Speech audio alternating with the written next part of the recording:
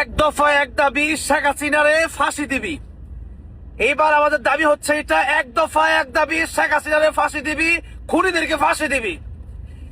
আমার ভাই হাদি ভাই কবরে, খুনি কেন বাহিরে, এই স্লোগান ধরুন।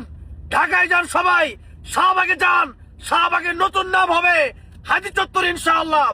বাংলাদেশের মানুষ আর ঘরে বসে থাকলে হবে না। এই দেশের মানুষের বোঝা শেষ, দেশের মানুষ যে নিরাপদ নয়। হাদি ভাই চলে গেছে, বাংলার ঘরে ঘরে মানুষ এখন ঘুমাতে পারছে না, বাংলার ঘরে ঘরে আগুন লেগে গেছে। সেই জন্য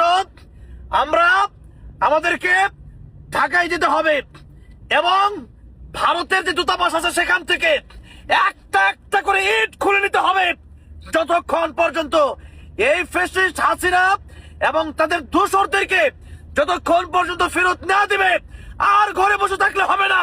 সিরিয়াল কিন্তু হাসান আব্দুল্লাহ ছিল, সিরিয়াল কিন্তু আসিফ মাহমুদের ছিল, সিরিয়াল কিন্তু আগামীতে জনাব তারেক রহমান সাহেবের হতে পারে। এই খুন লীগ করিয়েছে, লীগের দোসররা করিয়েছে, সুতরাং ভারত করিয়েছে, ভারতকে আর ছাড় নয় এবং সেই লীগকে, স্বৈরাচারের গোষ্ঠীকে আর কোনো ছাড় দেওয়া হবে না।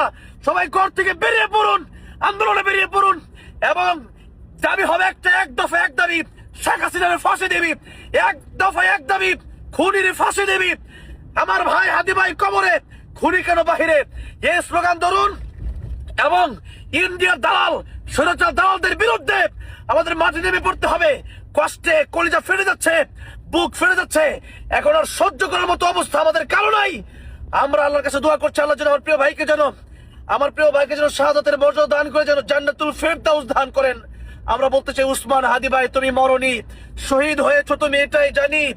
যারা শহীদ তামান্না অন্তরে লালন করে আল্লাহ আমার ভাইয়ের দোয়াকে কবুল করেছেন।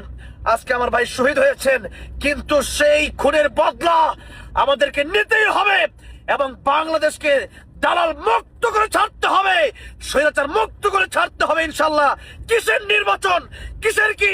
হাদি ভাইয়ের খুনির জবাব যতক্ষণ পর্যন্ত না পাবো, বদলা যতক্ষণ না পাবো, ততক্ষণ পর্যন্ত আমাদের আন্দোলন চলবে ইনশাল্লাহ। প্রিয় দেশবাসী, প্রিয় জনগণ, জেগে উঠুন।